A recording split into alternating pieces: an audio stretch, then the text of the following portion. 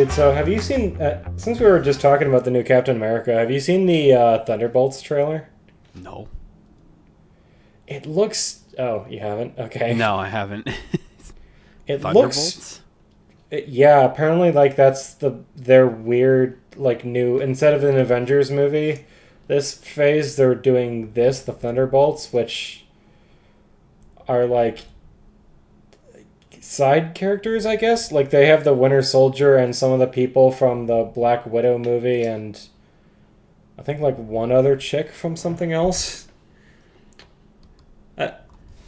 I don't know. I saw some people were like, "Oh man, this film looks hype as fuck. Like I can't wait to go see this." And it's like, well, why?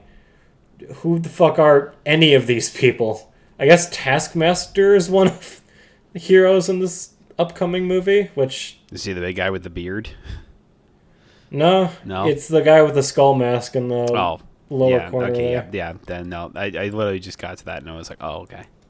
Yeah, fat guy with the beard is he's from the Black Widow movie. Yeah.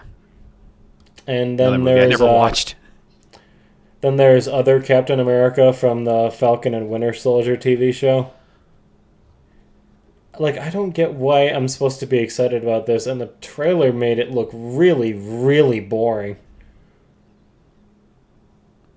I mean, I'm with I you. don't I'm know. watching it right now and I'm just like, what? Like, I was sort of interested in the new Captain America because I really like Harrison Ford, and, you know, Red Hulk sounds kind of cool.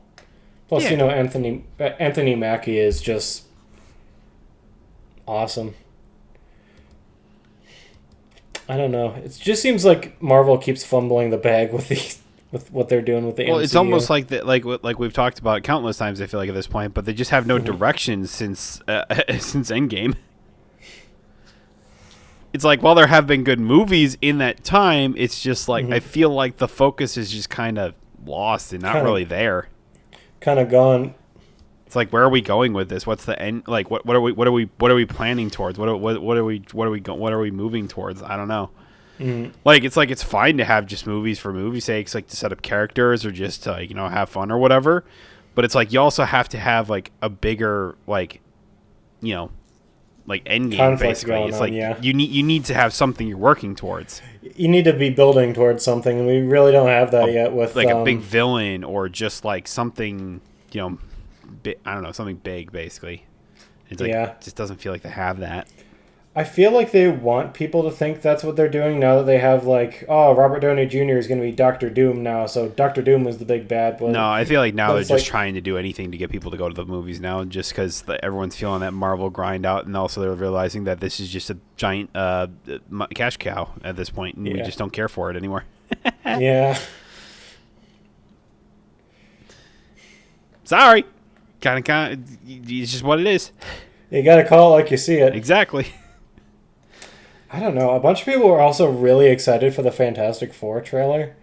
Not even that. Dude, I saw like screenshots of that trailer.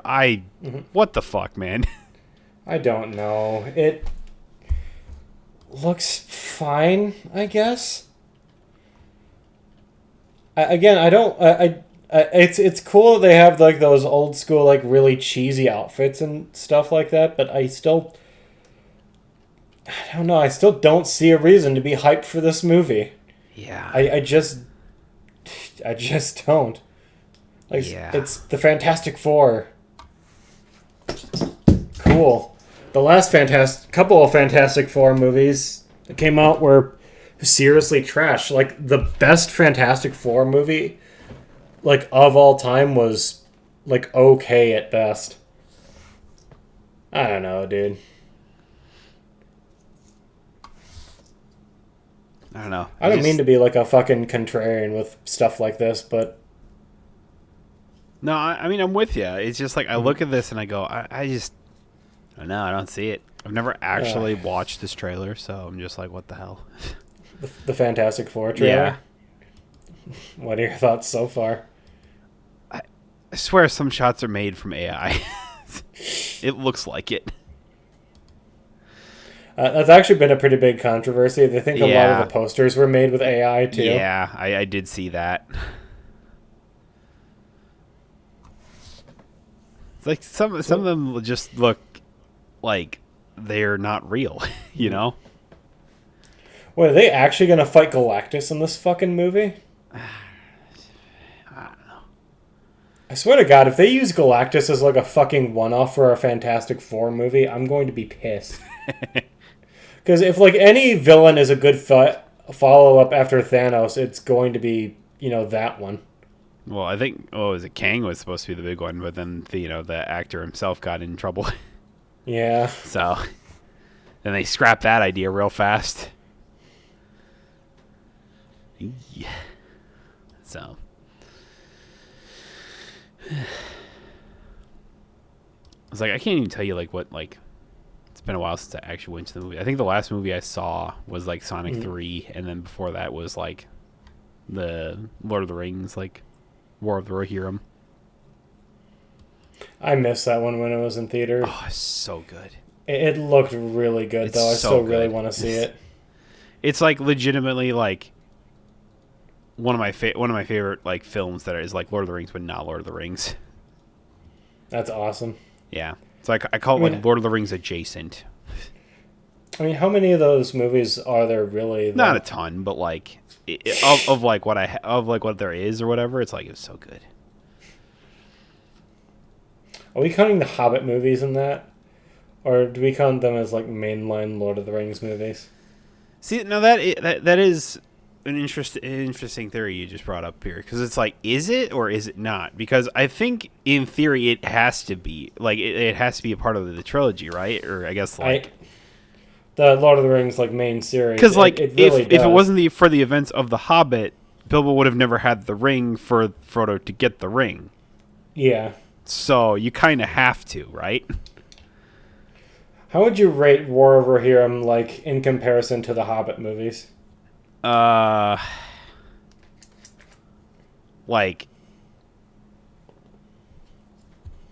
I don't know. It's like it's just a whole nother scale, I guess. But like, I mean, I just like the War of the Rohirrim. It feels so like. I don't know how to describe it. It's like Lord of the Rings, but like with none of the characters that we know, basically, because there is none.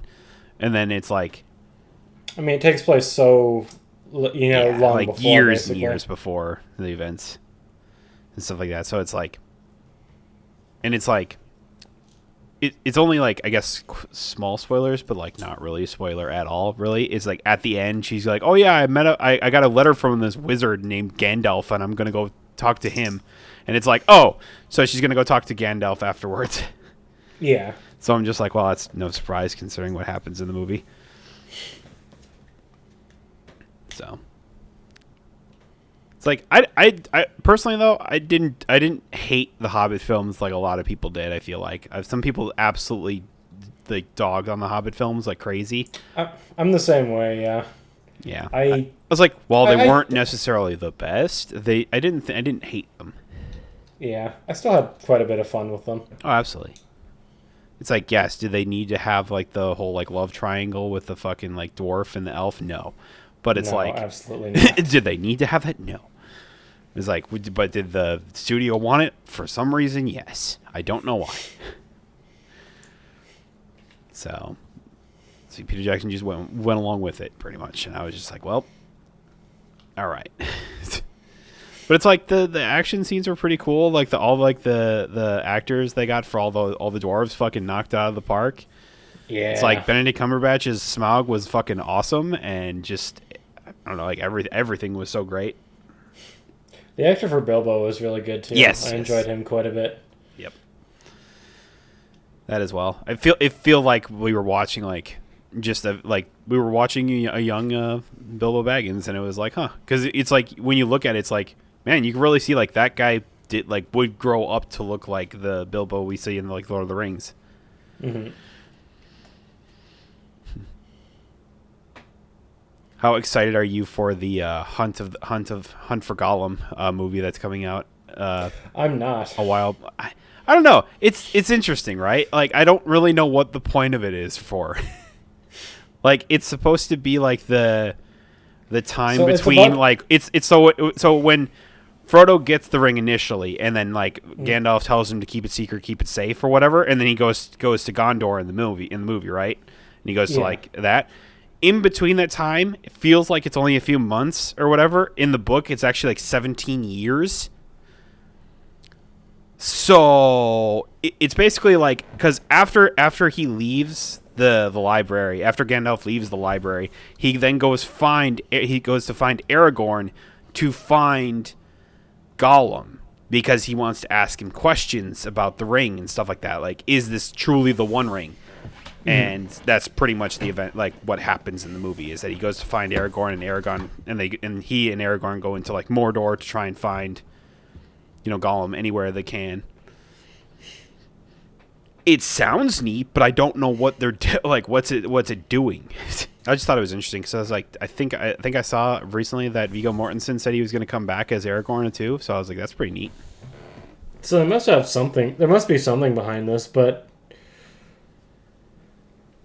like that's. Yeah, I don't know. I mean, it's going to be hard. It's not going to be animated like War of the Rohirrim, is it? I think it's going to be live action. And, like, Andy Serkis is already coming back as Gollum, and yeah. So that is weird because like when you do watch the original Lord of the Rings movies, it does just feel like a few days, like maybe a month has passed. Yeah, it makes you feel like when you see that, it's like, oh, it's only like a short bit of time, basically. No, it's 17 years. Oh.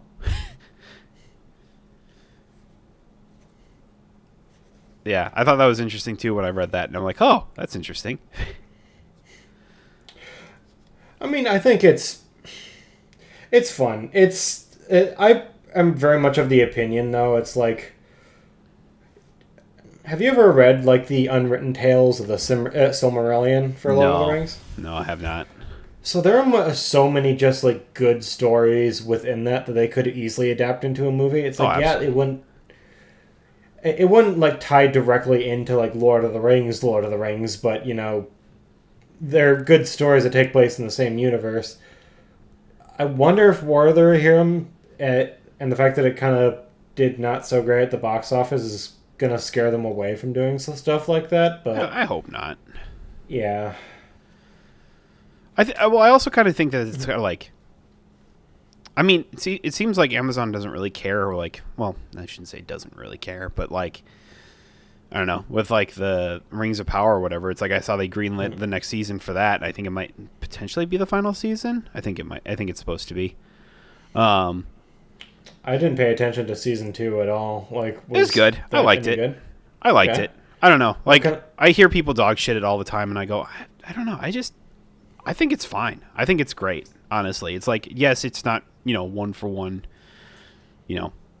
What everyone expects, and I think that's probably the reason why people are just go, I don't fucking like this, and I'm just like, it's fine. It's fun.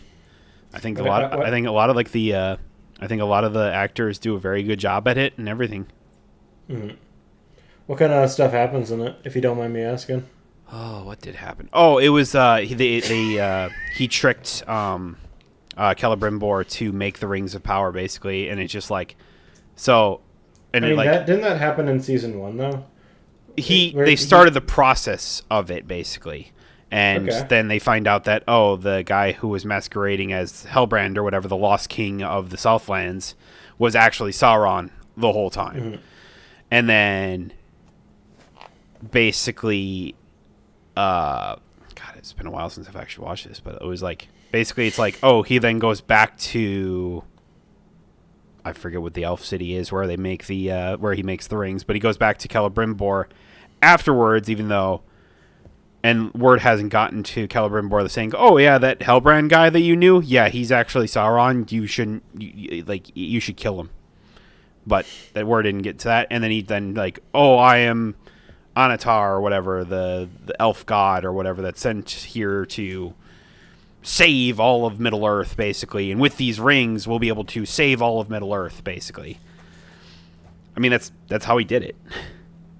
That's like, and so it's like, So it's like, oh yeah, we'll just make 3, and just to show off the power, we'll make the 3 elf rings or whatever, and then they get all the elf rings, and then it saves their tree, so they don't have to leave Middle Earth. And then it's like, oh look, they're actually good things or whatever, and then they give the ones to the dwarves, and then the Durin, loses his damn mind. He loses his mind? Oh, like he goes... Does he become a ring wraith already? Well, he puts on the ring, and after what is it, the mountain basically like collapses, and they lose like all their light and everything like that, and just like they're struggling overall. And then he goes like, oh yeah, we'll find a way to do that or whatever, and it's like, with these rings you'll be able to do that. And so he puts on the ring, and it just like turns him mad basically. And then like he unleashes the Balrog, because they just keep digging deeper and deeper and deeper. So that's kind of where that was sort of leaning towards at the end there. Did they show off the fall of Numenor yet? Or no, that's coming though. Okay, so because Parazon has taken over basically, and he's like getting rid of all the old religion of the Numenorians. So it's like, yeah, the fall is going to happen. It's like, I think Elendil has been outcasted now. I mean, in the like Lord of the Rings lore, one of the main things that happen is, Sauron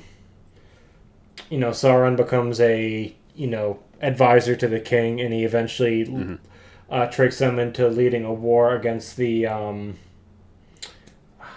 Immortal Lands. I think that's what they're called, right? Yeah. And so has any of that started like happening in the show yet? Not necessarily. No, it's like probably next on the list, because it's like, okay, at the end he basically like gets the rings that he fully tricked Celebrimbor in putting him in this like weird like illusion state to like make the 9 rings for the humans basically, and then like Galadriel had him for a little while, but then he eventually got him back. And so it's just like that was where the season ended, where it's like he got the 9 rings, and then he's like, okay, now that I have the 9 rings, I have to give them to the people that are going to be my the ring wraiths basically. And that's obviously the people of Numenor. Yeah. So it's like Parazon and some other ones or whatever.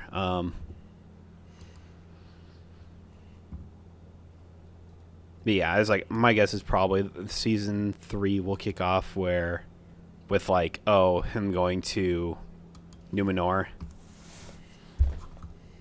Because like Parazon's basically like losing his mind because he's looking in the Palantir, basically. So my guess is he's probably already talking to Sauron. We just haven't seen that in the show. I hope so. That was always such a really interesting part of the lore, where basically the Numenorians were just such a powerful and imposing force that not even, Sauron could really stand against them. So he took to manipulating them instead, and using them to his own personal gain. Yep.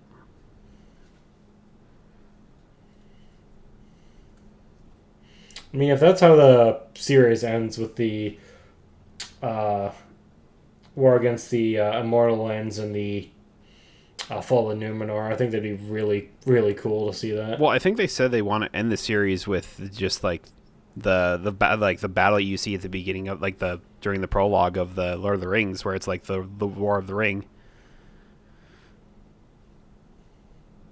Wow, really?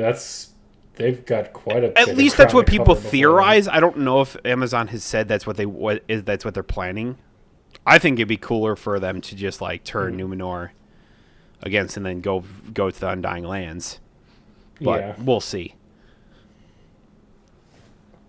So what happened with those weird Hobbit people and the wizard? They found desert hobbits or whatever, and then there's an evil wizard that's like keeping that destroyed their homes, so then they're going back to their people or whatever, where they're going to go find the Shire, and then that's they skedaddle off. Gandalf finds his staff basically. Okay. It's actually quite good, but like I like it. I don't particularly like how Gandalf gets his name because the desert hobbits just call him Grand Elf, thinking he's a big elf. And then he goes, "Oh, Grand Elf, Gandalf." And I'm like, really? Really now? Come on now. You're not really selling me on this. This all sounds really stupid. Like desert hobbits and there's an evil wizard? Well, there's like an evil wizard, which people are theorizing it's either Saruman or my guess is probably not Saruman. It's probably the Witch King. Okay. I could maybe see that. So I was like, considering that it's around the lands of Rune, which in theory is which is right around where the Witch King's like castle and kingdom was. Mm-hmm. So, that's my thought process of what's going on there. It's like, but I can't help but think that he's like, he wears white robes. He's got like the kind of like the beard, kind of like Saruman has in the Lord of the Rings. So it's like, I think that the idea is that you're supposed to think that it's Saruman, but I'm like, bet you it's the Witch King. Because I'm like, why would Saruman be evil now? And then like all of a sudden Gandalf trusts him wholeheartedly later on. That's the thing. So Saruman from the outset, when he came to Middle Earth, had kind of nasty intentions because everyone talked about like how Gandalf was kind of the chosen one there, and you know, Saruman was jealous. If I remember, that's how it went. I mean, they reference it as he's an evil wizard that lives around these parts. That's like, is just like terrorizing around there or whatever. And if you're not like friends with him, he will just kill you regardless. And I'm like, okay.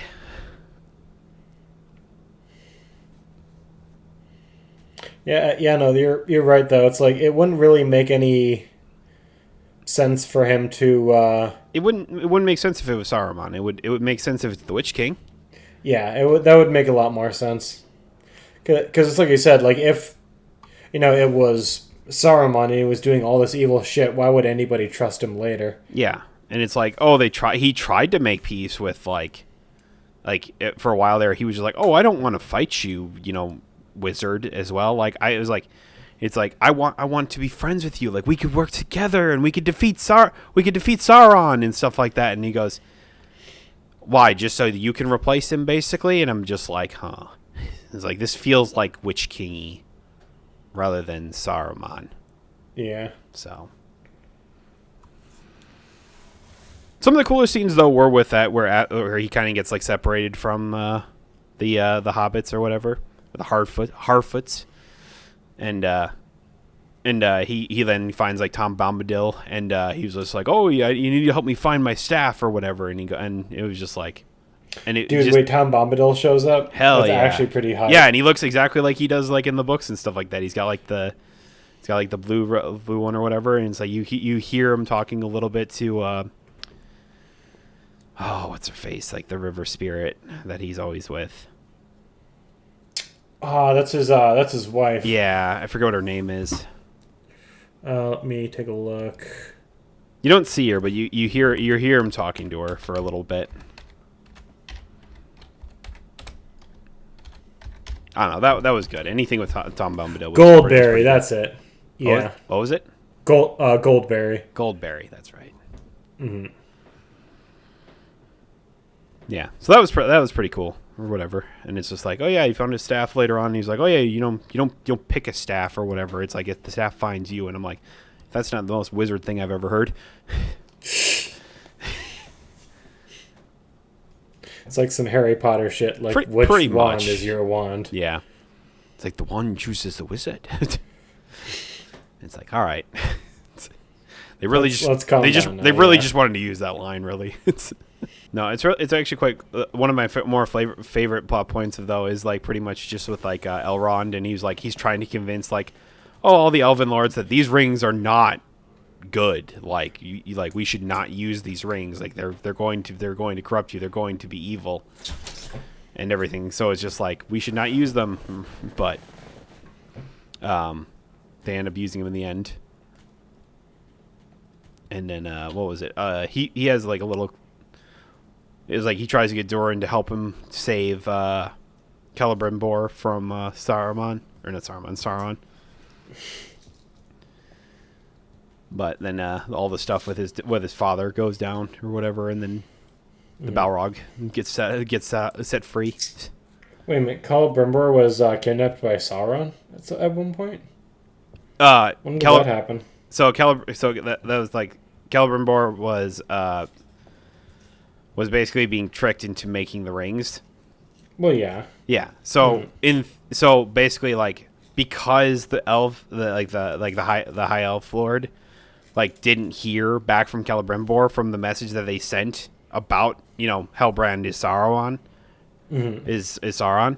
So it's just like they never heard back from that. And so they were just like, let's go check on him type thing, only to find out that there's a bunch of orcs heading their way, and like because Adar is coming or whatever to try and take the place that he's at. And then only to find out that he's like trapped Celebrimbor in this like dream-like illusion state that he's just stuck in. Okay. Yeah. It's like, oh, everything's great out here and stuff like that. Don't worry about it. Just focus on making the rings and stuff like that. Meanwhile, there's a giant-ass battle between the orcs and the elves to try and keep the place safe. And he only finds that out later on when he realizes, oh, I'm stuck in an illusion. What the fuck is going on? And then realize, oh, everything I've been told from you is a fucking lie. And I'm like, oh yeah, I'm actually Sauron. Oh. Well, shit. Yep. Yep.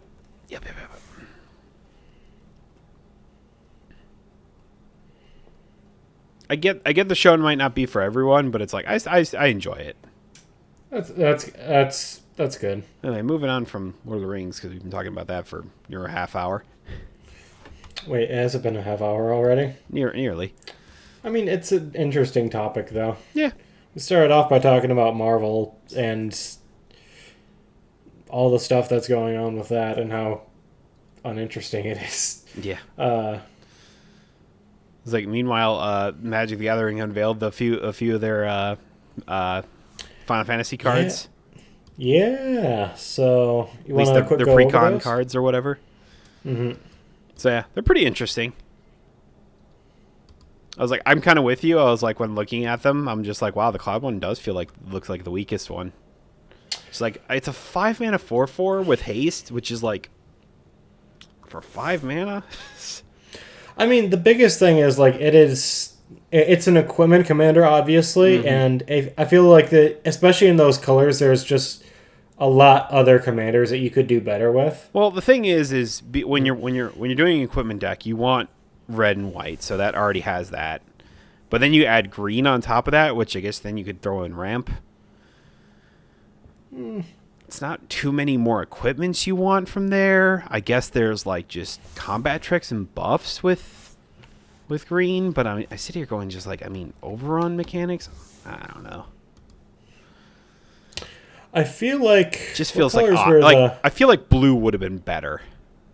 That's why, so one of the equipment commanders I was talking about, when I was talking about this with Billy, one of the commanders he brought up was Captain America.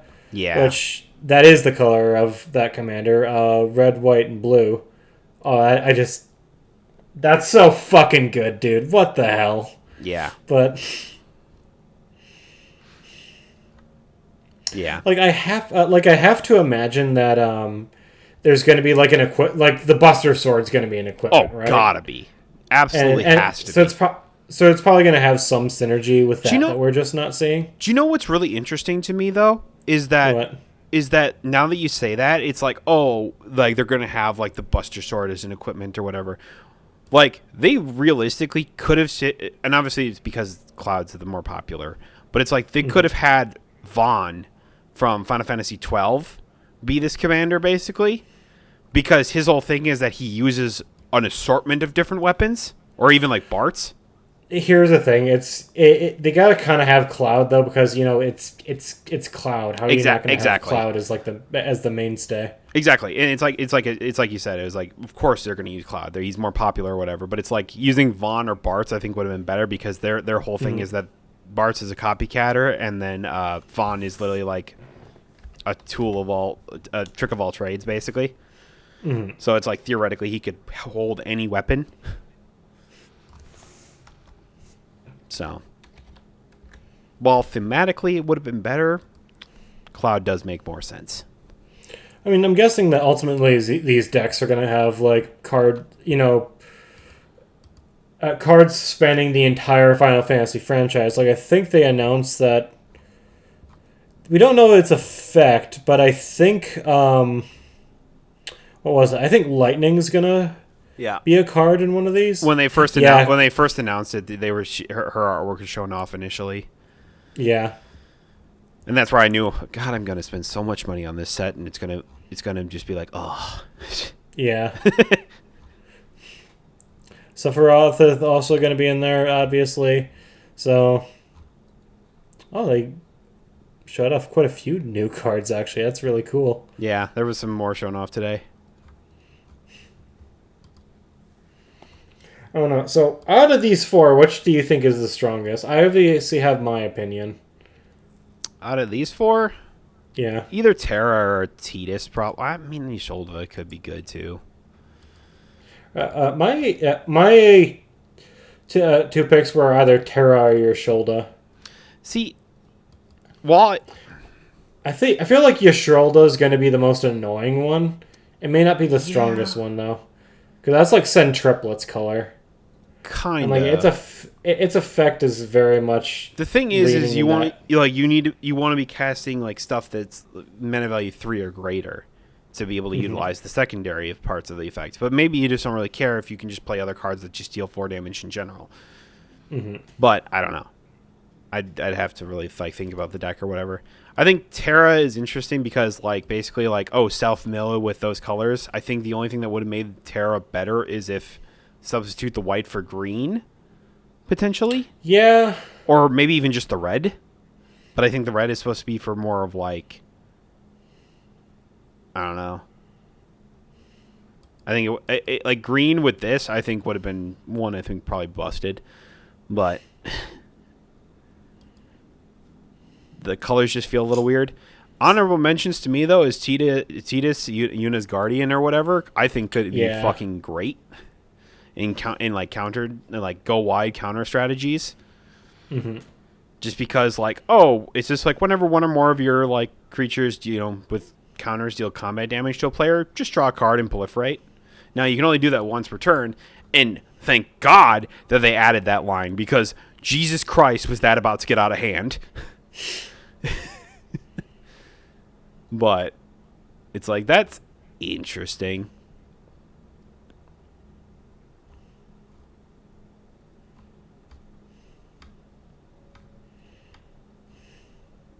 Oh, pretty neat. I'll be curious to see what cards come with it that are specifically for the precons or whatever. It's there'll probably be a bunch of different Buster Sword or sword variants basically for Cloud potentially. I could just see them just here's all the swords basically, but here's them with different artwork reflavored for Cloud basically, where it's just different artworks of the Buster Sword. Yeah. Dude, I feel bad for your wallet already. Dude. This is really bad. This is if they added, Dead by Daylight to Magic the Gathering for me. It's well, goes all of my money. Yep. Awesome.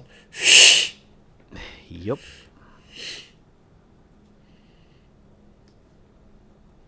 No, that's hype, though. I really like these commanders that they've showed off so far. This is a great crossover too. Oh, absolutely.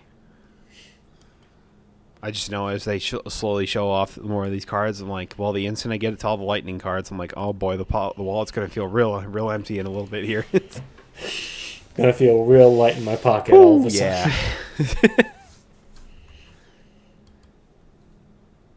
There's a few other ones. Did you see one of the few cards they kind of spoiled? I think today or something like that was was like a cactuar with like 1,000, like a 100,000 or like 10,000 needles or whatever.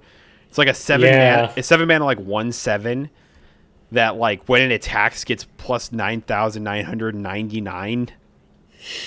And I'm sitting here going just like, oh, it doesn't have trample. Do you know how fucking easy it is to give green creatures trample? That is gross. That is ridiculous. That was like an unset type shit. Are you fucking kidding me right now? That's what I said. I'm like, do you know how fucking easy it is to give green creatures trample? Like, so easy. I was like, oh boy, that's gonna be something. That's all I know.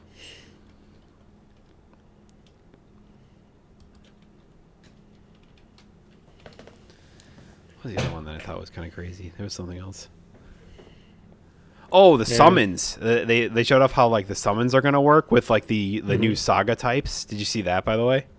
I did not. No. So they showed off Shiva for it, and it's basically like, so you know how like sagas work, where it's like either enchantments that usually come in. You do the first one, and then you go second, and then at the beginning of upkeep you go second, third.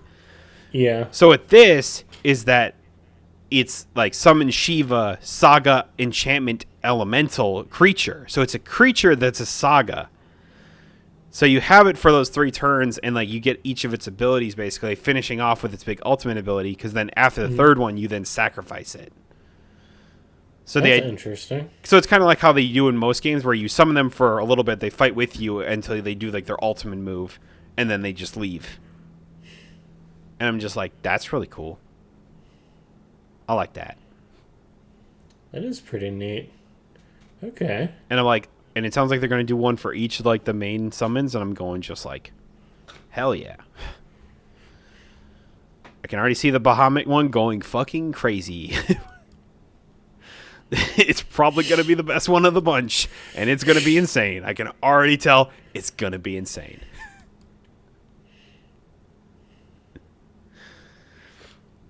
I also like the little like flip card that they did for the side quest Catch a Fish, which is a Final Fantasy 15 reference where you just randomly go fishing. And then it's just like, oh, you know, beginning of your upkeep, look at the top card of your deck. If it's a creature or artifact, just put it in your hand, and then, you know, flip this and create a food token. And then the flip is like the cooking campsite. So you just you set up a campsite and you cook. And I'm just like, that's Final Fantasy 15 right there. That's pretty much what you do. I'm not seeing that one, but that sounds really fucking cool. It's great. It's just like a little like 3-mana like white enchantment, and it's like it's so flavorful. Do we think that this will be more or less popular than like the Lord of the Rings crossover? Less. Significantly less. Gotta be, right? Because like I like Final Fantasy, but Lord of the Rings is Lord of the Rings. People were asking for that crossover years, forever, literally years. So I think this will be hype. Like, it's obviously going to do better than the Assassin's Creed one, right? That and probably Warhammer too, maybe even combined. Probably. So it's going to do better than those two. I have serious doubts about Lord of the Rings, though. Well, the thing is like with Lord of the Rings, it was like, oh, we're printing the one ring, basically. And it's just like, and then people just went fucking crazy for that, trying to find it. Yeah. I doubt they're going to have that for this. I wonder, like, what they really could do for that. I don't know. Like, what would be the big... What would be like? Well, let's try to predict. What's the big chase card of this set? It's gotta be like a Sephiroth card, right? One of his like 5 Sephiroth cards he's gonna have. I mean, I feel like the Sephiroth card is just gonna come in the Cloud Precon. Well, they did have like a play set, like a play starter set thingy, for this, and it's like, oh, Sephiroth got a card or whatever, but it's like, yeah, I don't count. I mean, there may be like a bigger like Sephiroth. There will be, trust me. There fucking will be.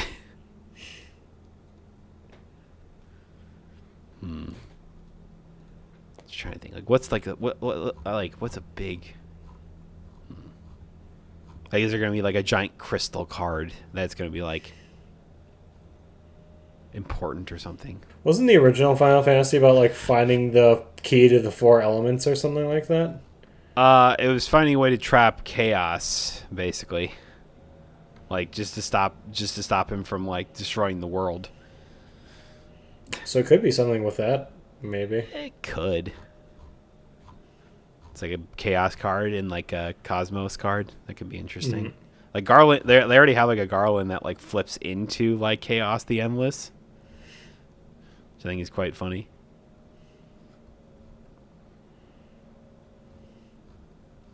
Man, do we know what the next secret layer is going to be after this? I don't know. I thought they announced like the next few after Final Fantasy, but I don't remember what they were. The only one that I'm seeing is for SpongeBob SquarePants. Apparently, they're doing a crossover. Yeah, I don't know if they have any announced at the moment, but I could be wrong. That's a little disappointing. Oh well. Because I know this is supposed to be like the big lead up towards it.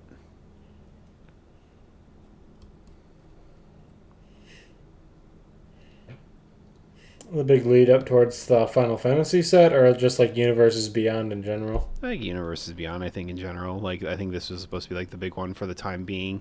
Because I feel like Lord of the Rings was like the test. It's like, oh, Universe Beyond stuff is really like people really want.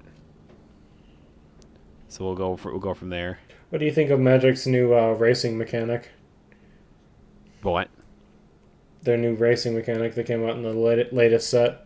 Oh, with the start your engines or whatever. Yeah. Yeah, with Aether Drift. It's fine. I thought it's really funny. I'm not even sure what's going on in Magic the Gathering lore anymore. Like, is this just a wacky racist thing that they just decided to start doing? I don't know. Who knows anymore? I just like how they have a commander that's like Planeswalker that's attaches to creatures and then just like balls out of control from there. What the fuck? It's called the Aether Spark, where it's like it's a colorless planeswalker that is also an equipment. Its +1 is that you can attach it to a creature and it gets +1/+1. Cannot be attacked while it's attached to a creature. When that creature deals combat damage to a player, you add that many, you unattach the Aether Spark and then add that many loyalty counters to it. And then I don't remember what the other abilities are. I think it was like one was like draw a bunch of cards or something like that, and don't remember what the other ability was. Add 10 mana of any color. That's right. It's 10 mana of any color. Yeah, it's pretty wild.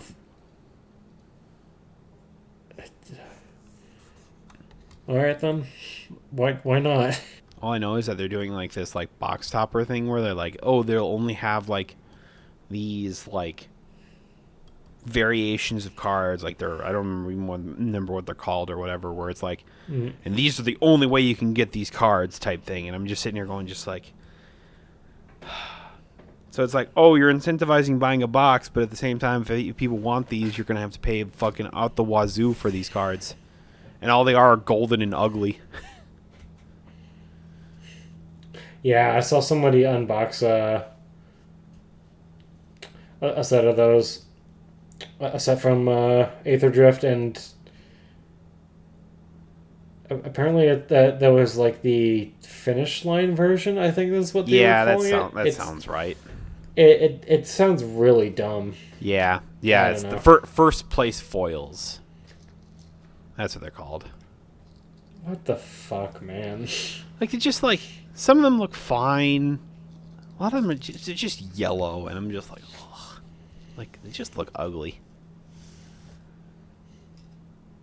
It's like the showcase versions are just way better.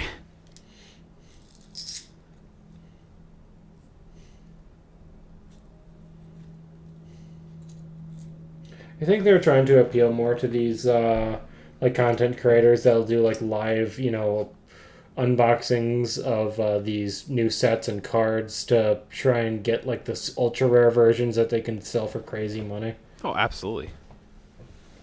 Like Pokemon is obviously still the worst one, but MTG or Magic the Gathering is still up there. Here's in like It's an interesting duality I have with Magic at the moment, where it's like I don't mind them doing all of these like weird foilings or whatever, like these like alternate art showcase whatever type things, because what ultimately happens with having all these different variations or whatever is that the normal version of the card tends to be the cheapest. So cards that would be, you know, relatively expensive or to the point where no one, you just don't want, like, it's not worth it. Basically, it's like they would theoretically go down in price. Well, that's not necessarily the case for some cards. Like, if it's just that popular and that meta, then they're obviously going to be expensive. But overall, it's like you can find some, like, cards that are, like, really good for pretty cheap now because of, like, those, like, oh, people don't really care for the base version anymore. They want, like, the showcase. They want the, you know, borderless extended art or whatever. And I'm like, okay, that's fine. I don't give a fuck. The borderless extended arts used to be the cheaper ones. It's true. Can't you not use those in tournaments still? Or have they legalized They those changed now? it. Because Magic is printing all these things now that you can now have basically anyone that you want in your deck. It doesn't really matter.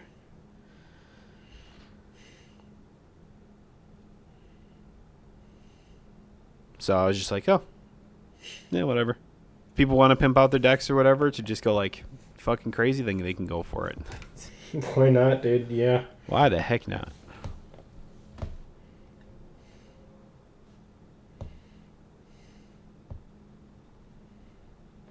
Yeah, I haven't taken a really good look at Aether Drift or whatever. I just know there's like a ton of like new vehicles and whatnot, and I'm just like, huh, interesting. I mean, yeah, that's kind of the point of the set, though. You know, you're in a race. Well, there's new Gear Hulks. What the hell? Mr. Library for up to 2 artifacts, creatures, or enchantments with mana value 1 or less. Reveal them and put them in your hand. Fucking what?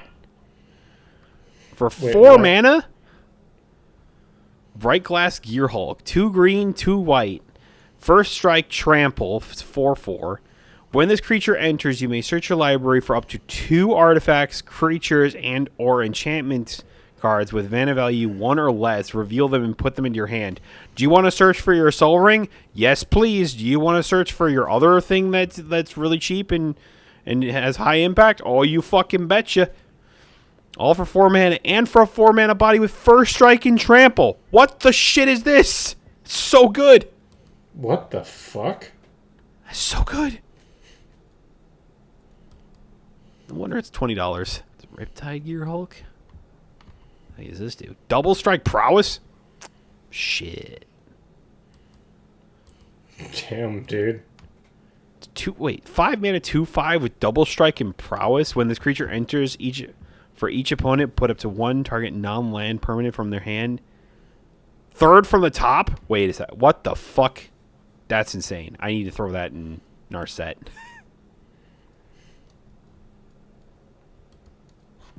Double prowess on a double striker? Yeah, you count me in. What the fuck, dude? That's gross. It's only $8. Sick. I'm upset. Oh, my favorite card. One of my favorite cards from Aether Drift though is the Radiant Lotus, which is a 6 mana artifact that says sacrifice 1 or more artifacts, choose a color that target player adds 3 mana of the chosen color for each artifact sacrificed this way. Hey, you got a bunch of just like treasure tokens? Turn those treasure tokens into Black Lotuses.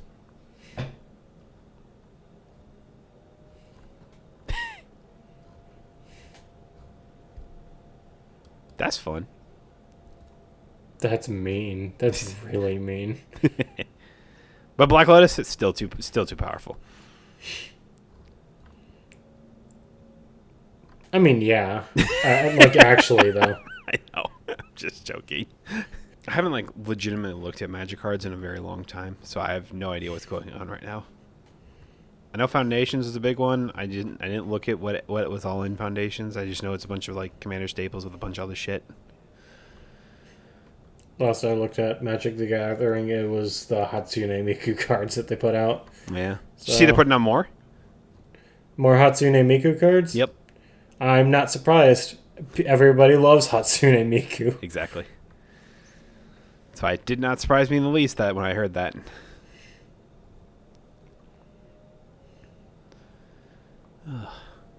Dude, while we're on the topic of Magic, did you want to talk about their new bracket system that they have? So rather than talking, I was like, oh, this is just a 7. I was confused about that because you guys were talking about So Magic unveiled what they call the 5 bracket system. Okay. So it's pretty complex. It's pretty it's pretty mundane, but it's also complex at the same time.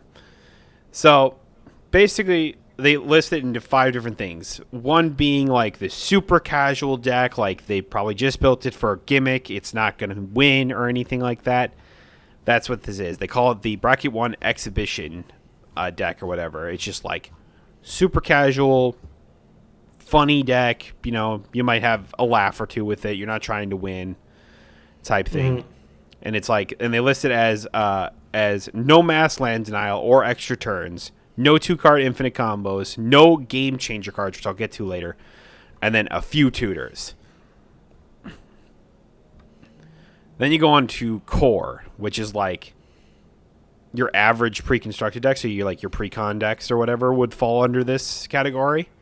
Mm-hmm. Which is just like, again, no mass land denial. So AKA like you're just not like banishing like graveyards and stuff like that. No extra turns, no 2-card infinite combos, no game changers, and a few tutors. Notice how I kind of said the same thing twice, huh? It's just like, I don't know. I'll get to it. But it's like upgraded is more of like, oh, that's beyond like the average pre-con deck or whatever. It's like, I feel like a lot of people will probably end up with like pretty, you know, casual, but like, oh, this could win. Like this wins. I feel like Billy's like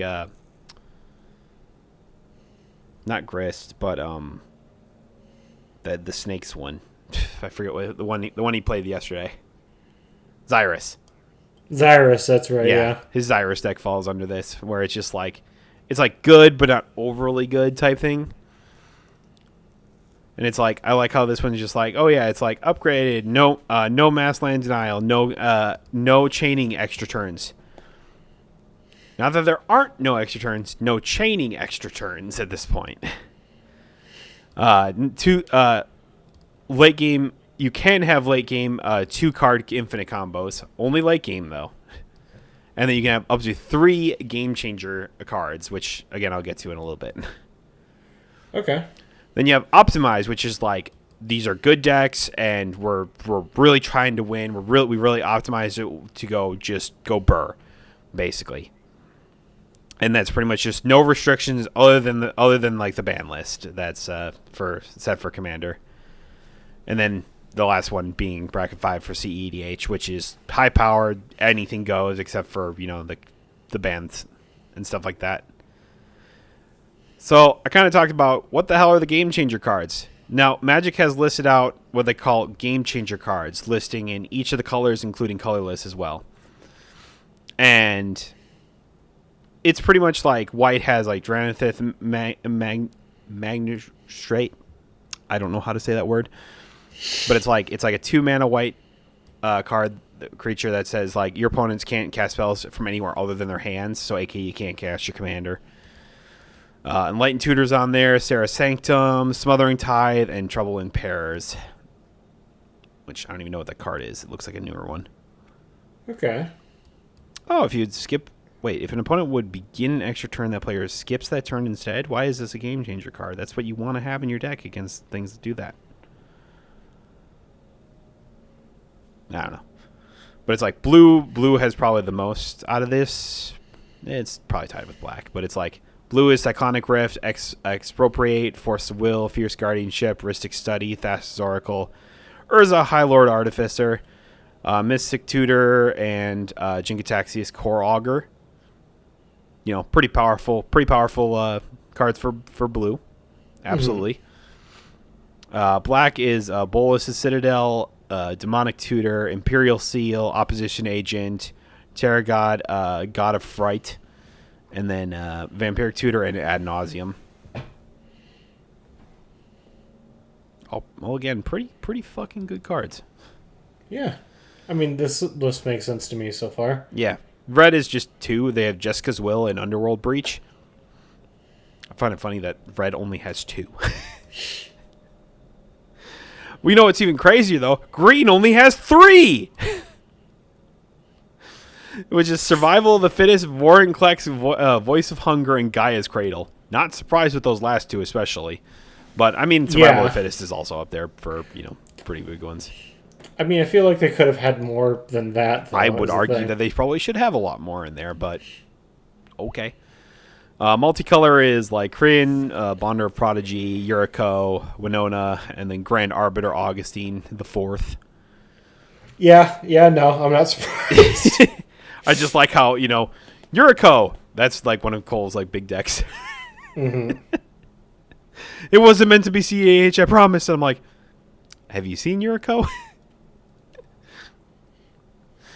Colorless is, it's what you expect. Ancient Tomb, Chrome Mox, One Ring, Tabernacle, Trinisphere, Grim Monolith, Lion's Eye Diamond, Mox Diamond, Mana Vault, and Glacier Chasm. None of the Eldrazi are on there? None of the Eldrazi are here. They don't call those game changers. And here's where That's a little crazy. And here's where I get my point. I get that they're trying to just weed out, like, the core of core sets or whatever. It's like, oh, these are the core cards that make absolute game changers. And I'm not saying these aren't game changers. A lot, if not all of them, are game changers. Mm-hmm. But it's just like, and they didn't want this list to be like absurd, I feel like. But at the same point, I'm just sitting here going, just like, I could think of like 10 more cards in each color that should probably also be considered game changers. I wonder what their selection process is for these cards. I think it's just generally how I look at this is that these cards are good in just about any deck that's trying with these colors. Basically, it's that if you're running white, it's always good to run Light and Tutor. It's if you're running blue, you always want to run Saconic Rift. If you're running black, you always want to run Demonic Tutor. Red, you almost always want to run Jessica's Will. So on and so forth. So I think it's just like generally good cards that could be run in any deck as a way to try and like, I don't know, just like be more diversify, I guess. Because it's like theoretically looking at this, every single one of my decks that I currently have for Commander is a 3. And I would argue that at least 2 of them are 2s, if not 1s.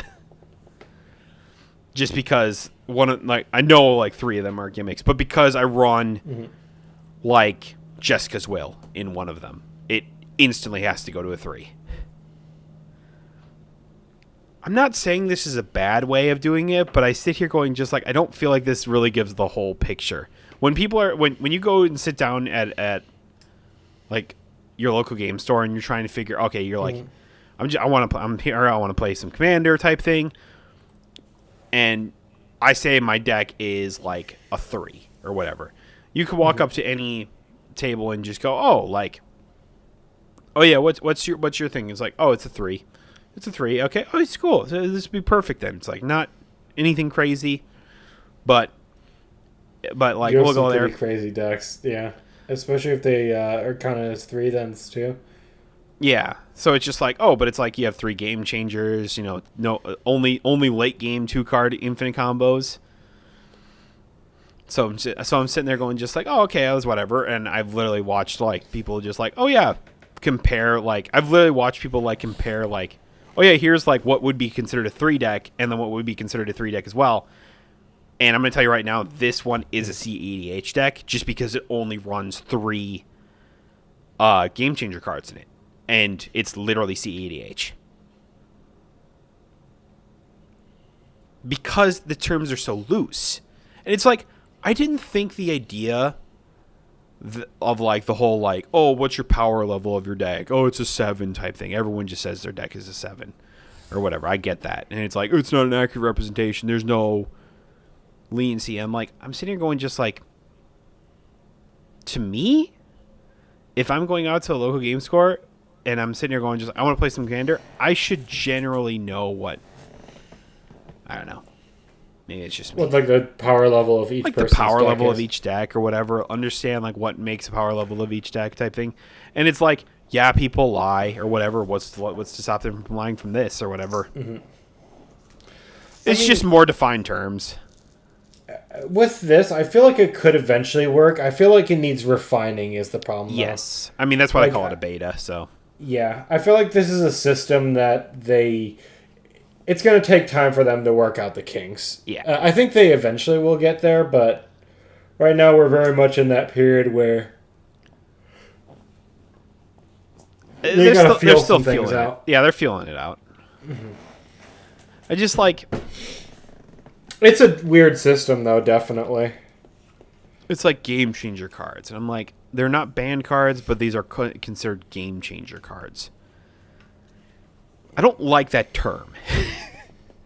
Because me neither. Anything really... can be a game changer. A board wipe can be a game changer. Which, looking at this deck, looking at these cards, a surprisingly few amount of them are board wipes.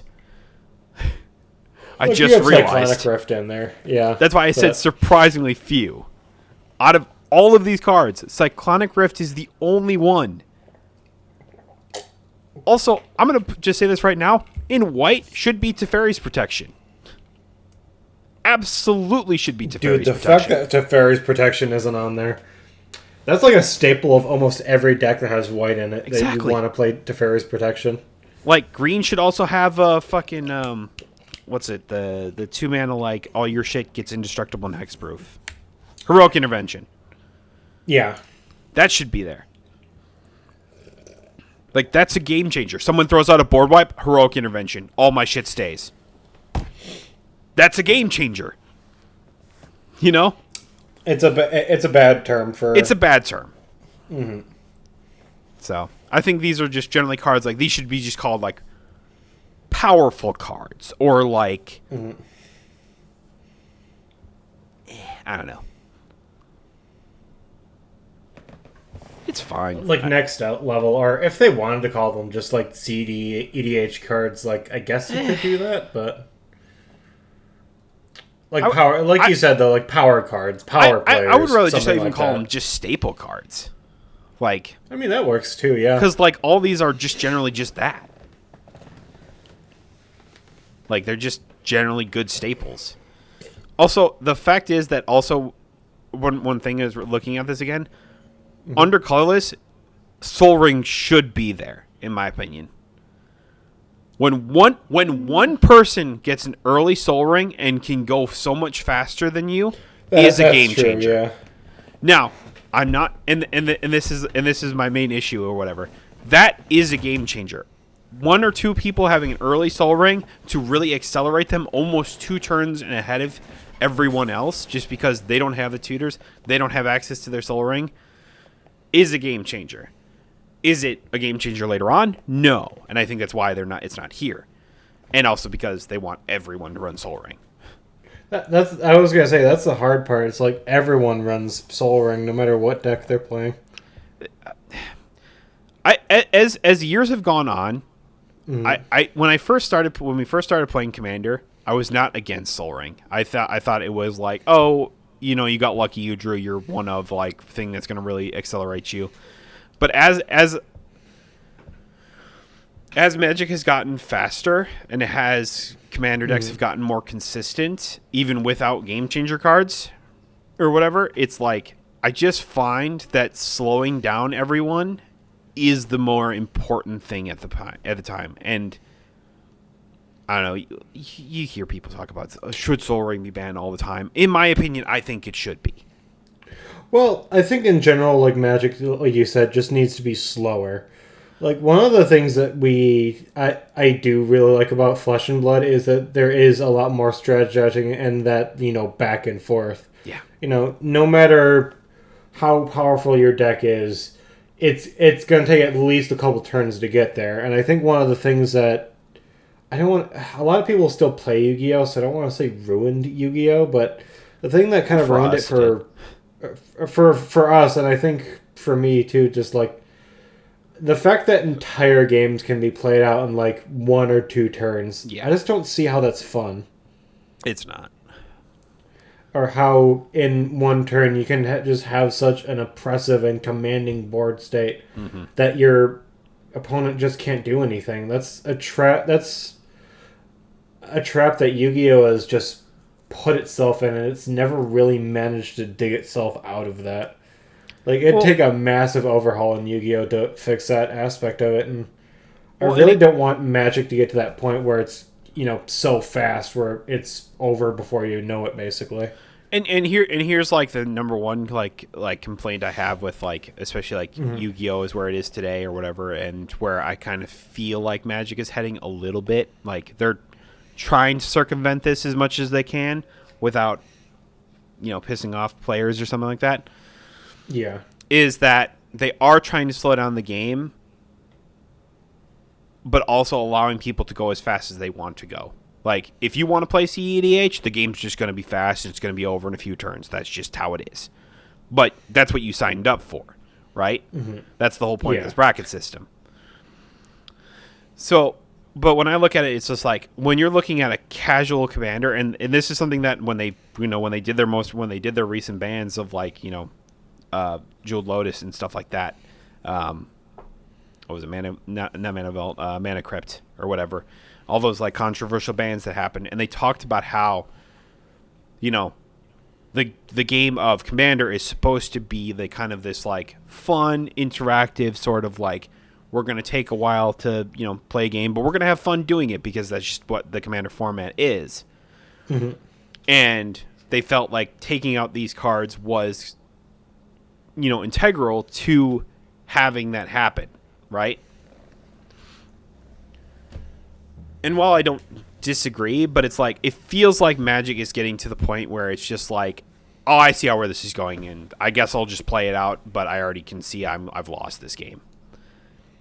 Mm-hmm. If I see I lost the game or whatever, I'm just like, that's not fun. Like, the instant that, like, oh, my opponent plays this, oh, I guess I just lose. It's not fun, Yeah. Like, I don't know. Like, yeah, even again, like I love playing graveyard strategies or whatever, and Cole obviously plays Mill, so he plays a lot of graveyard hate cards. That's fine. But the fact is that I include cards to circumvent his cards, basically. That's the whole point of the interactiveness and stuff like that. So it's like, but it feels like for a lot of games that sometimes like cards like Winter Orb, like remember like when Billy had his like Urza deck, his like High Lord Urza deck or whatever, and he played Winter Orb, and we're just like, fuck this. Like, we just didn't want to play at this point. Yeah, I think he played that deck like once and immediately disassembled it because he realized just how I think he kept it together for a while, but then he eventually sold it. Yeah. But it was just like, yeah, fuck this. I mean, that's why he's on the Game Changers too. It's like Urza, that fucking Urza card is so fucking good. Mm-hmm. But it's like if the game ever gets to that point where you're just like, I just don't want to play this game anymore. I'm like, that's not healthy for the game. So, and I kind of feel like that's kind of where like Magic's trying to, but also not trying to. It's like, well, their card design tells you, oh, we want the game to be like that. But we're all sitting here going just like, no, we don't want the game to be like that. We don't want my opponent to play one card and now I'm fucked. Mm-hmm. Despite what they're creating, their card creation people come up with. Looking at you, Nadu.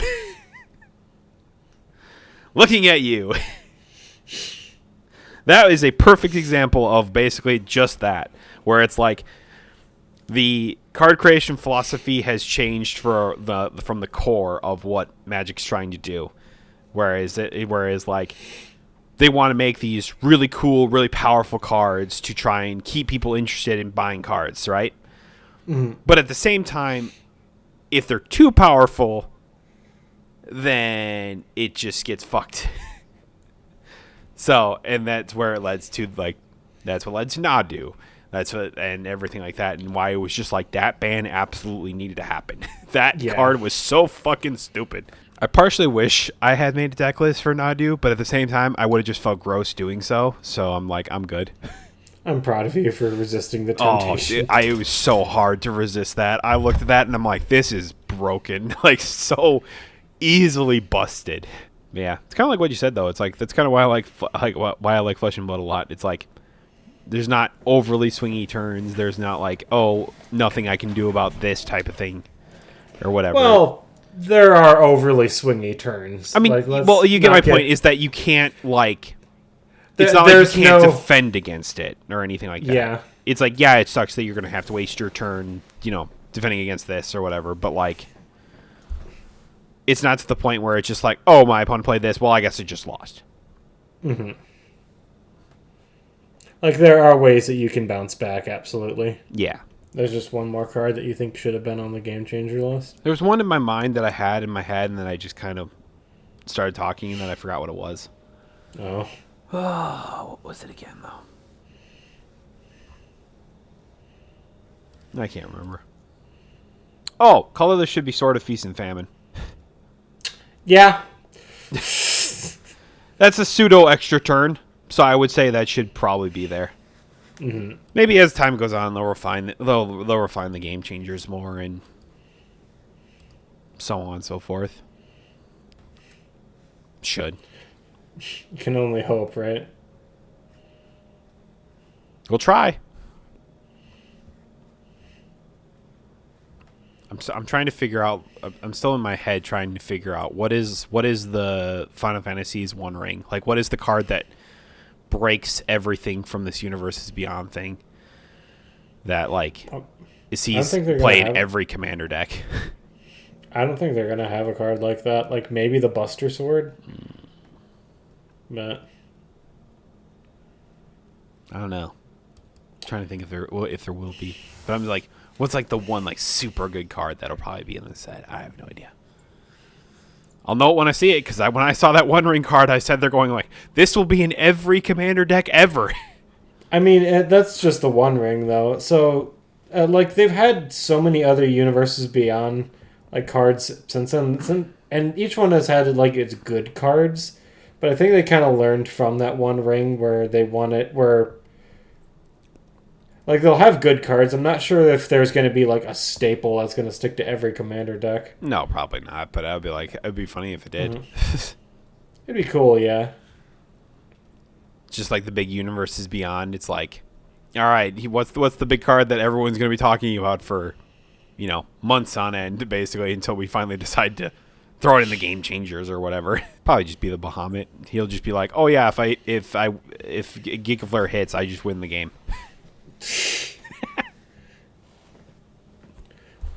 I mean, I guess like that one. What was the Jumbo Kekator? Oh God, yeah. I mean, when it attacks, it gets plus 9,999. Yep. So it'd be 10,000 needles. Just give that haste and trample and win the game. Dude, yeah, it's that fucking simple. There's an equipment I know that does that. It's like 8 mana, just do that. Hey, win the game. If you don't have instant removal, you win the game. Now give it Myriad.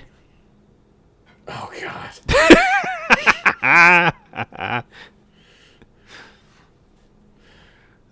Yep. So maybe that's the chase card in this. No, I doubt it. I feel like I'm looking at the Cactuar is the Timmy card. You ever heard of the Timmy card? No. So, in card game development, when you're making a card, you determine what its viability is. You say it's useful in some scenarios, useful in other scenarios, not useful at all. The Timmy card. The Timmy card is the card that you look at and you go, oh my God, I'm going to make this work. Now, it'll never work as many times as you try and do it, but it'll be really fun to try and make it work. So I'm looking at this Jumbo Cactuar, and I'm sitting there going, just like, eyes open wide for me, like, and I'm just like, oh, we could do this. We could hit somebody for 10,000 power, right? Dude, it's crazy. We're gonna give it trample. They won't even be able to defend with it. What are they gonna do? But it's never gonna work. It'll never work. I mean, if your opponent has Timmy any card. type of removal, yeah. The Timmy card.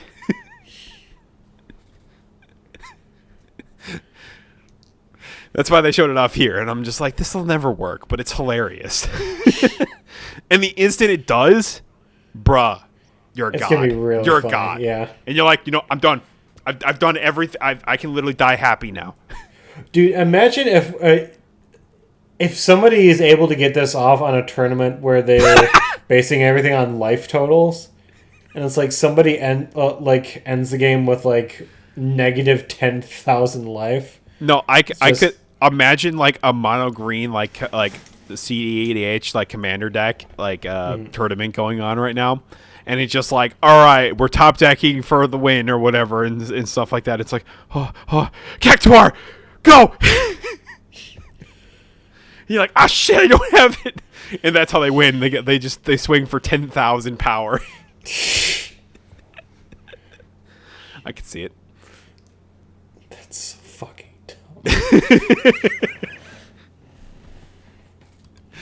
dumb. It's really funny though, and I really love it. Yeah. I can see so many people trying to build like it was like the same thing with what the hell was that, like when like it was an old card. It was a vanilla card that was like I don't know, it was like a 12/7 or something like that for 5 mana, and everyone was just like eyes lit up, and I'm just like, is a vanilla 12/7 creature good for 6 mana? And it's like green black. And I'm like, there's green black. I thought that was the dinosaur. No, well, there's Galta, but that can be reduced to 2 mana. But there's like a frog, like 2 mana black. I remember what it's called. It's like Yargle or something like that. Mm-hmm. It's probably what it is, actually. Yargle, Gluttony of Urborg. Yep, that's what it is. Oh, it was a fucking 5 mana 9/7 or a 9/3, and everyone was just like, oh, it's a legendary creature or whatever, and it's like, oh, it could be good and stuff like that, and I'm like, how? And it's like, well, you run like I don't know, so you just run like a bunch of stuff that like you gets like benefit for sacrificing for its power, and I'm like, all right, Timmy. All right, Timmy. All right, Timmy, I see you. You know what? You go ahead. You have your fun. You know, like hell, I'm gonna try and make the Jumbo Cactuar work, though. I'm gonna kill Billy with it. It'll be great. When he has his like 10,000 snake army, I'm just gonna swing with the Jumbo Cactuar with trample, and all those snakes are gonna go bye bye. Dude, that'd be really funny though too. Either that, or give this like what is it? That all creatures that have to block it must block it. That'd be funny. That'd be so fucking mean. That'd be like the funniest single like board wipe of all time. Though. Oh, it'd be great. It's like all creatures that have to block this must do so, or like every creature that can block this must do so, and I'm just like, hell yeah.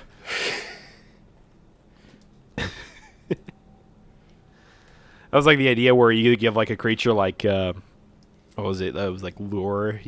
Where it had that, it was an enchantment that gave that ability. You put it on a creature that had indestructible and death touch, and it's just like, yeah, it just kills everything. Oh, okay. No, a good way to counter that though. You got that one squirrel that says you get +1/+1 for each other squirrel that you control. There you go. And you get that squirrel infinite combo, so you have a squirrel that's like you make 10 power million and squirrels. Power toughness 10 million, 10 million. Swing with that against the Jumbo Cactuar. I am Squirrel God. Hear me roar. Squirrels almost never pop off like that, but it's really funny when they do. It's so funny when you do, though. Just like whenever you used to play your squirrel deck, and you just get like, oh, form of squirrel. Every time, I swear to God. That's how most games would end, though. Too. It was really funny. It's true. I think there was one time just for the comedy. I got it in my opening hand, and that was the first card I played. Yeah. Yeah, you gotta play it just for fun. You know, you get form of squirrel on turn 2. You're like, hell yeah, I gotta play it. Mm-hmm. My opponent doesn't play any removal whatsoever. It's game over, man. Perfect. It's not like every deck ever has at least one source of remove. Definitely not. I actually do have one more thing I'd like to talk about. Oh, let's go for it then. It's a new story that just broke out today. The Marvel Rivals layoffs. Have you heard about this? Oh, I've read a little something about this. I wasn't sure what they were about, though. So apparently, like, a big support team for NetEase, that obviously the developers of Marvel Rivals, was laid off. Like the entire support team, and that was funnily enough, their entire U.S. based office. Lovely. So NetEase is a Chinese-based company, obviously, but they use this American team as like a sports studio to help develop the game. And this isn't general support, like playtesters and stuff like that. They were like major developers. One of these guys was a level designer. If what I'm heard is to be believed, it's like they designed pretty major areas of the game, and recently they were just laid off, like the entire team, all of them. Lovely. Why? We don't really know. And from what I can tell, even they're confused, being in a generation of video games where everybody is considering live service to be on the decline, that we helped design such a successful one. We thought we'd maybe be able to keep our jobs, but I guess not even that is enough. Nope. Which is sad, but yeah. I was just caught really off guard by that. Also, in order to properly compete with Marvel Rivals, Overwatch 2 announced a series of big gameplay changes coming to the game in order to properly compete with it. Loot boxes are back, baby. To their credit, you can't spend money on loot boxes. Yeah, but they're back, baby. Yeah, they are. They are bringing back loot boxes. I think you can earn a max of 3 per week. You can't purchase them through the in-game store. There's a competitive reset, and I think they're going back to 6v6 is something that I heard they're doing. They're also adding in this almost... This I didn't know about till today, and I think it's really weird but really cool at the same time. An almost Dead by Daylight-esque perk system where you can equip each hero with different perks to help, refine your build for each hero, I guess. And obviously, people are saying the skins are better than they used to be, but it's something. It's clear that, Marvel Rivals is pushing them to, innovate a little bit to try and keep their core audience. I'm not sure if it's going to be enough, or, if Marvel Rivals is going to lose any momentum now that one of the big teams that was help building the game is gone. Yeah, we'll see. My whole thing about this is that it's weren't people crying for a while, really saying it's that they wanted loot boxes, they wanted some sort of progress system basically for the longest time in Overwatch 2 again. For years. And it's just they had battle passes, which is kind of a progressive system, but people said it was dog shit compared to the levels you get from loot boxes and stuff like that. Mm-hmm. So I'm sitting here going so now that Marvel Rivals is a legit threat, you're sitting here going let's actually listen to the community. Yeah. Yeah, no, that's about it. Got it. Like before, So we like won't before do they anything to help the community unless we feel threatened. Got it. I mean, are you surprised by this at all? I don't know, Like, like you just talked about. It's like how do you make how do you make good live service games that like stick around and keep people entertained for a while? Maybe listening to the community might help. That's rather than just being like, oh, now we feel threatened. I mean, before they didn't really have to listen to anybody. They were the only ones that were like at the top of their genre. Like the one game that really threatened them was Concord, which everybody knows what happened to them. So it's like, yeah, if we don't feel the need to do shit, then we're not going to do shit. Like, people have been asking for 6v6 to come back for the longest time, ever since they abandoned it with Overwatch 1. People wanted to get rid of things like role queues for the longest time. People have wanted loot boxes back. It's like, all these are things that the community has been asking for a long time, and the Overwatch community has been hugely vocal about how dismissive the devs are when it comes to this shit. And yeah, now that their feet are kind of be put on the coals, now they gotta kind of try a bit harder. And while you are correct, but I'm not happy that this is how it works.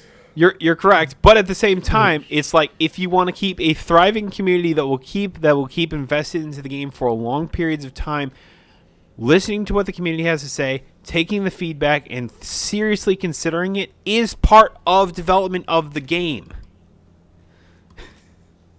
You don't just say, "Oh, we don't care what you have to say. You're gonna buy our shit anyway."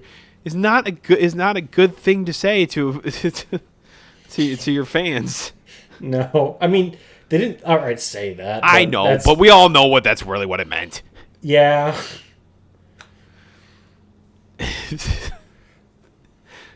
When people are just like, it's like, it would be really cool to have this. We just don't feel like we're getting a lot of like off of like the battle pass and stuff like that. Could we go back to loot boxes? Just change so you don't have to like so you can't pay for them, or maybe you can only pay for so many of them a week or something like that, or like. Mm-hmm. I don't know, something of the sorts or whatever. We don't think that 5v5 is really helping us whatsoever. Like, adding that sixth person really could be helpful, as well as also maybe give us that single player campaign that we really wanted because you apparently just couldn't figure your shit out. Well, they did. The game does have single player missions. I think they abandoned it because nobody was engaging with them. To be completely fair, the single player stuff was really bad. I don't know. Well, they had like the idea for that, like this, like big over, like story mode basically, and they abandoned that. Like a big campaign. Yeah, like a big campaign, like story mode. They did add like single player missions, which were not good at all. But yeah, I don't know, dude. Like, it sucks that this is where we're at, but. I don't know. I look at like the live service games that existed. Like, I look at like Destiny 2, and it's like you'd always hear like Bungie really listening to like the community for Destiny 2. It's like about certain things and responding to them at a relatively decent amount of times most of the time. They listened. They did listen for the final shape. I will give you that, but. There was a lot of, like, especially, like, during Forsaken and the, what was that one afterwards? Like, Lightborn or something like that? Like, those two updates were awful. Like, I remember everybody was trashing on those when those came out. But when you look at the game overall in general, I think that more often than not, you're going to find that they were like, helpful. It goes back and forth. Like, I hear what you're saying. Not all of it is going to be great, but at the same time, it's like... I'm just trying to look at it. Like, the problem is that you brought up Destiny, which has had a very, like, storied and rocky history. Yeah. Like, sure, they've done a lot of stuff, but they've also done stuff like removing, DLC that people have already paid for. And they have, like, really like big misstep, like with the update before the final shape, with that Lightborn update that basically everybody universally hated.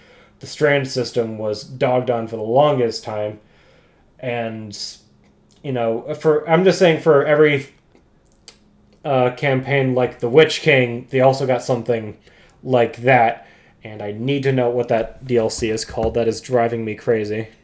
I don't know. So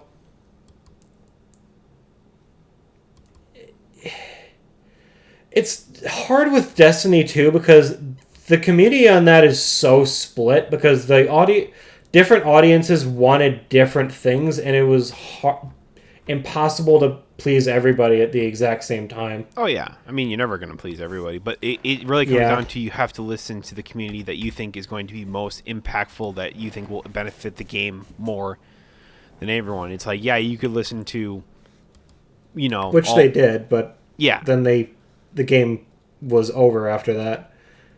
Yeah. I was like, by the time the problem I had is,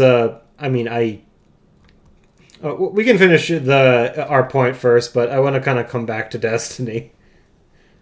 Lightfall was the update that I was talking about. But you can finish your point. I don't know. Generally, to me, it's like from what my brother told me about, like, all the times playing Destiny, is that he felt like they were like making good changes that were actually listening to a community. So maybe maybe my view is distorted because I didn't actually play the game or anything like that. Mm-hmm. But or really have no insight or overall whatsoever about it. But it's like, to me, it felt like just hearing from what my brother told me, it was that they were actually like, it's like, okay, this wasn't really like that great. We'll try and learn from that experience in a way, and to varying success. Yeah. I mean, the game lasted 10 years, so they clearly did something right. Mm-hmm. So that's what I'm saying. I'm not trying to dog on Destiny. Like, one of the big, there was a lot to like,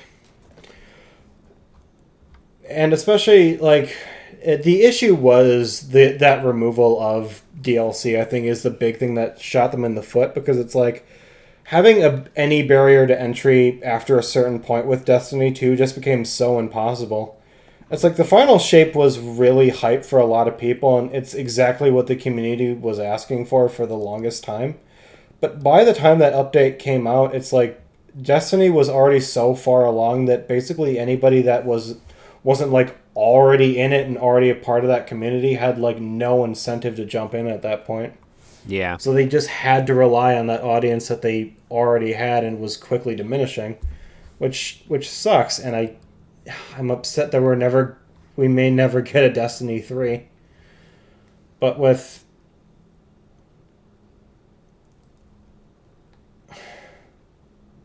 it, when you look at like the lifespan of Destiny and all the different stuff that they tried to do, there was a lot of innovation, and I think what ultimately brought people back to Destiny was its gameplay was really, really good. Like, and the different like builds that you could have, like the variations of how you could create your character was really complex and well put together, and some of the raids were a lot of fun.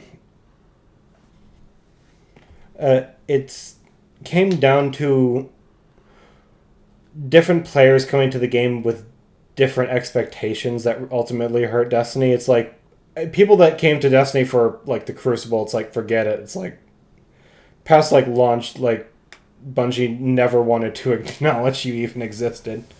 People that mainly came for the raids weren't really getting hyped up on all like the campaign content that they just didn't give a fuck about. And people that came mainly to play like campaign missions were constantly getting bogged down with like having to play like these weekly like strike missions or raids or whatever.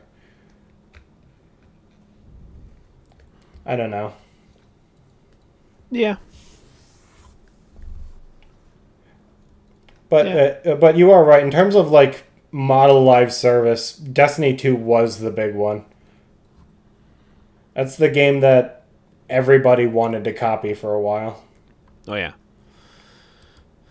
I don't know. I think it's just like, but it's like listening to like the correct people or whatever, or at least like the community that you want to listen to or whatever. That like, and I'm not saying it's like, oh, you just like pick and choose what you want. No, like the ones that are actually trying to make the game better. Like you will see people just like, oh, nerf this, nerf that, or whatever, and it's like, no, don't do that.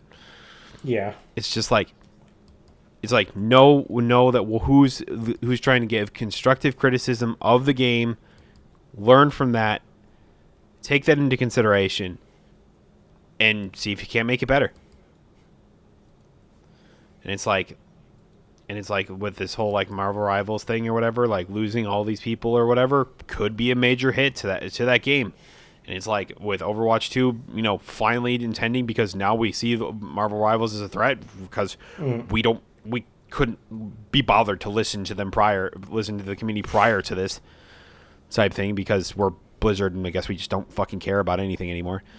But Blizzard's a weird company. They do dumb shit like that all the time. I just don't understand it, but they fucking are. But it's like, yeah, it's like, could this spark a lot of people to go back to Overwatch 2? Potentially. And that's something that if Marvel Rivals is really trying to like, keep a hold of their player base, they might want to take that. They might want to look at that and going like, oh, okay. But in theory, I think you're right. They do have the upper hand where it's just like, yeah, I mean, people are all about it right now, and you have constant new characters coming out. You had the Fantasy Four coming out and everything like that. So it's like all good things. Whereas Overwatch has kind of just been very stagnant for a while. Like these changes are very recent, but we'll see. We'll see how the Overwatch changes pan out, and obviously if Marvel Rivals can keep their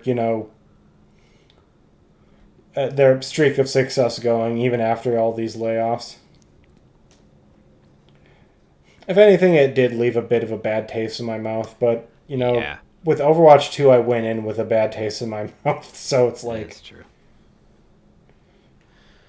It is true. Just wait, they'll shut down Marvel Rivals and make Marvel Rivals 2, and then it'll be marginally better than the first game.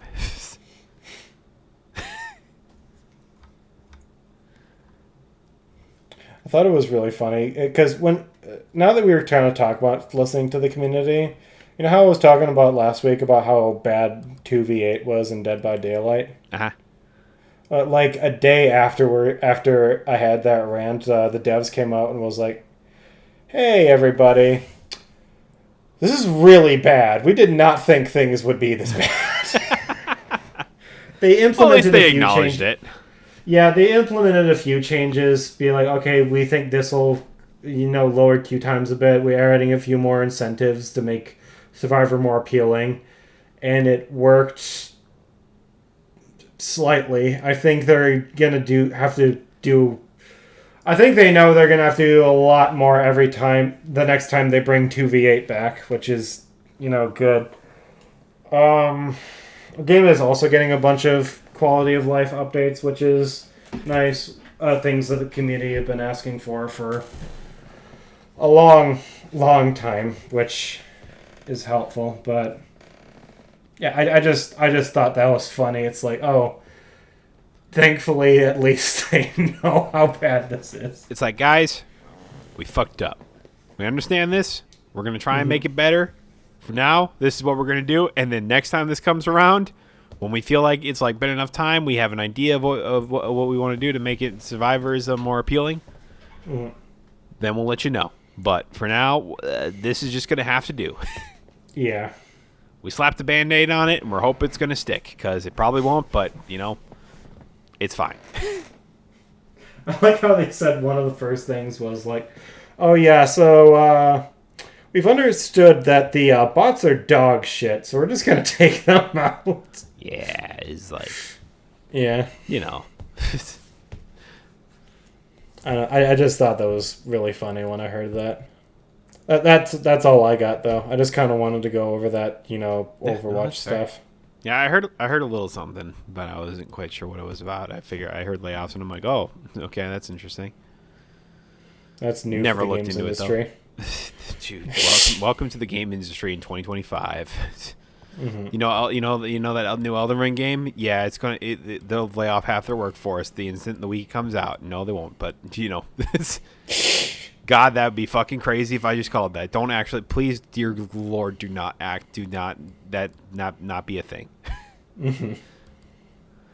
Anyways, thank y'all so much for listening to our ramblings about stuff and things and magic cards and stuff. Hard to believe that we talked about Lord of the Rings for like a half hour. Yeah. And it was crazy. It was fun, though. It was. But be sure to subscribe to the podcast, subscribe to the YouTubes, all the links we have below the show and everything like that. And tell people to listen to this. That'd be pretty cool. Yeah. You know what? You'd be pretty cool if you did that. Yeah. Anyway, we'll see y'all next time. Bye-bye.